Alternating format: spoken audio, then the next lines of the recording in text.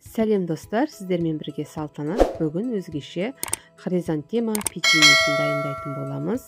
Өте дәмді, ауызда еритін, тез ақ дайын болатын печенье үйде жасап көріңіздер.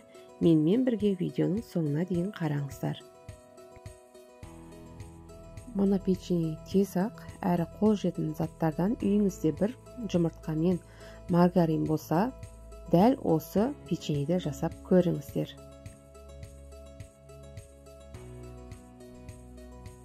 Ыдысымызға 100 грамм комнатный температурада еріген сары майымызды саламыз, 60 грамм қантымызды салып, кішкене тұзымызды салып,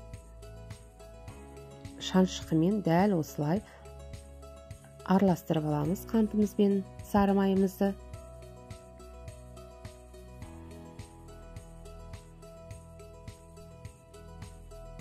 Ал енді ішіне бір жұмыртқамызды салып, тағы да барлығын араластырамыз.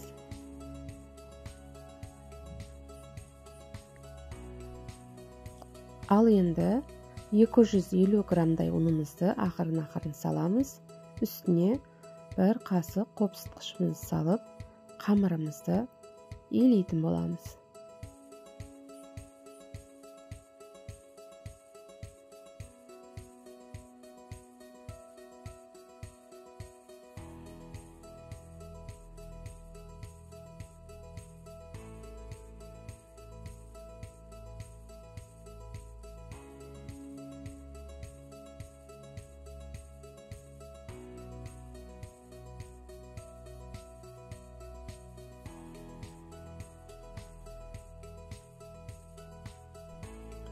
Дәл осылай жұмсақ әдемі қамыр болады.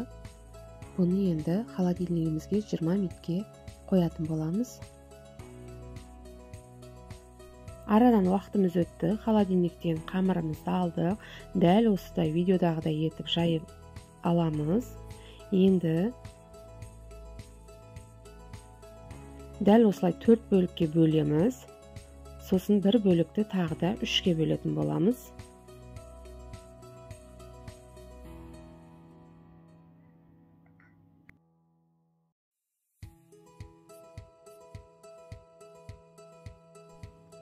Ал енді мына қамырымызды дәл осылай ұзындау етіп жайып аламыз. Енді қолымызбен дәл өстіп басып, оқтаудың көмегімен үстінен 1-2 рет дәл осылай жүріп шығамыз. 1-2 рет.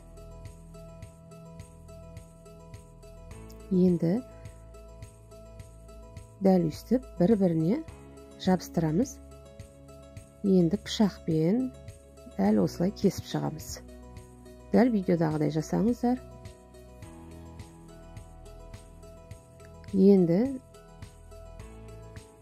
видеодағыдай орап шығамыз. Ал міне гүліміз дайын болды. Барлық қамырларымызды дәл осылай етіп барлығын жайып аламыз. Міне қолымызбен дұрыстап басып, оқтаудың көмегімен жайып, бір-біріне жабыстырып, пышақпен кесіп шығамыз.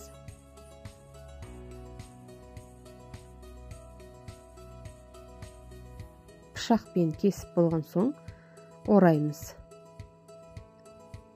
Дәл осылай орап шығамыз. Міне дұрыстап жеріп, хризантема гүліміз печенье дайын.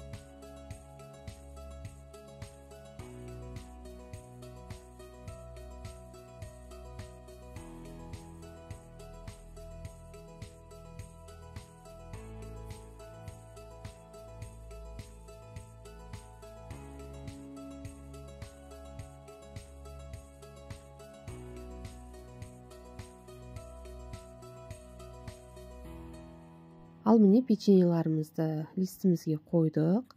180 градуста 15 минутқа пісіріп алатын боламыз. Міне печеньеларымыз пісіп шықты. Енді қант ұнтағын сеуіп әрлейтін боламыз. Жесеңіздер ауыздарыңызда ериді, өте дәмді. Енді дәмділігін сіздерге жеткізе алмаймын. Үйде жасап көріңіздер.